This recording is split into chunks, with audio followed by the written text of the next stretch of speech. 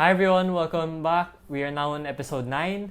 This is my last episode in this series. Today I'll be teaching you guys how to properly take care of your camera equipment or even your electronic gadgets. Today you'll learn how to take care, how to clean, and how to properly store them, along with several errors that you should avoid when it comes to certain equipment.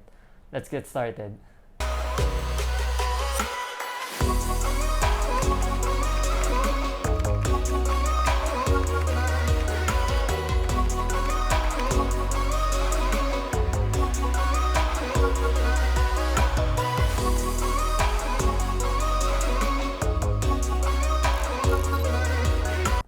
The first thing that we're going to talk about today is the camera itself. When cleaning the camera, it's very simple. All you need is some baby wipes or some wet tissue. All you have to do is just grab a sheet from the wet wipes and just gently rub on the exterior. As soon as you see dirt form on your camera, you just have to wipe it off as soon as possible to prevent it from sticking on the camera. But if you want, every once or twice a month, you can just go ahead and clean your camera exterior to remove any dust or any dirt that may still be on your camera. Before we move on, I'd like to remind you guys that you shouldn't be using alcohol when cleaning the exterior of your camera because it may remove protective coatings that may be on it. The next piece of equipment that I'm going to be talking about is the camera lens. When cleaning it, it's actually very similar to the process of cleaning eyeglasses. You need a blower, you need a microfiber towel, and you need a lens cleaner or any eyeglass cleaner. So when it comes to cleaning your lens, it's just very basic. First, you just have to get your blower and then blow at the lens at an angle in order to blow out all the dust or any piece of substance that may be on the lens. So as soon as you have blown all the dust away, you can grab your lens cleaner and spray once or twice on your lens. And then using the microfiber towel, you just have to wipe the lens with the sprayed lens cleaner. The reason why you would want to have a microfiber towel rather than any piece of cotton is because unlike cotton, where it would just push any dust around which could cause scratches on your lens, a microfiber towel actually absorbs and picks up all that dust, preventing scratches and prolonging the life of your lens. You can actually find and buy these 3 items as a set on any camera store online or in the physical store. You can also use them for other electronic gadgets such as your phone. You can use it to clean and protect your screen along with the camera of your phone.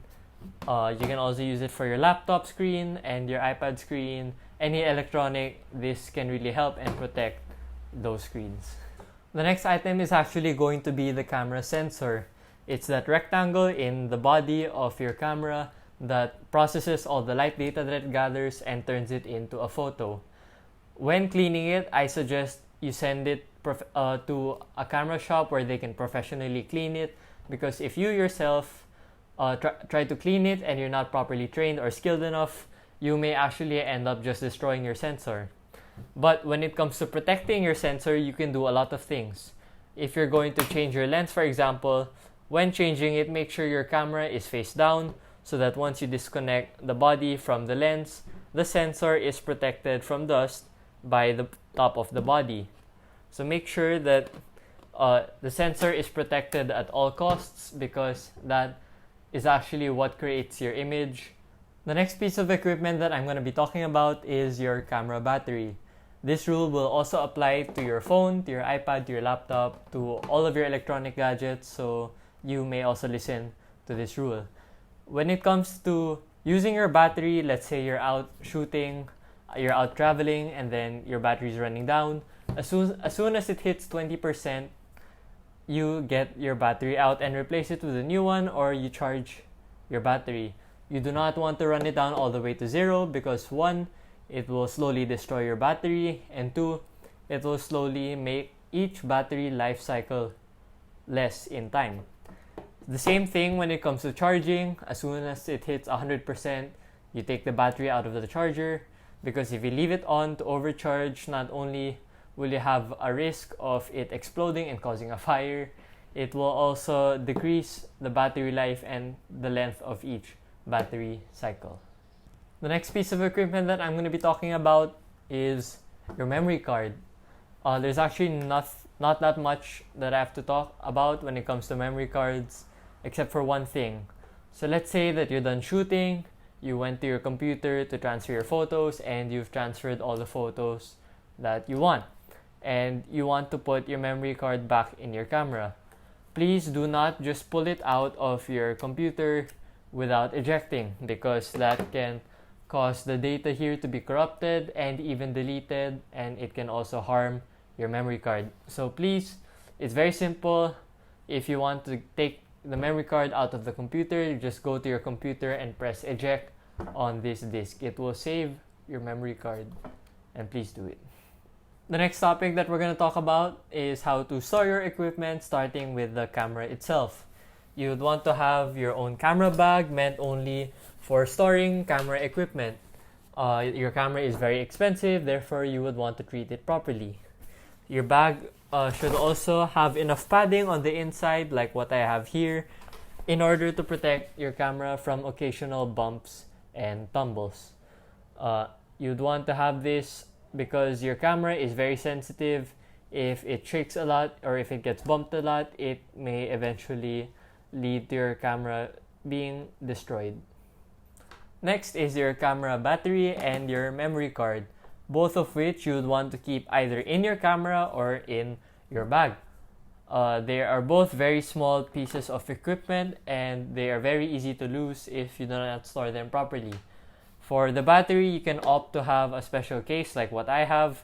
It just adds additional protection just in case I drop the battery. And then when it comes to the memory card, there are small cases that you can purchase also to protect it just in case water gets spilled. Your memory card will not get wet, or it will not get destroyed. I believe this is all I have to say when it comes to caring for your photography equipment.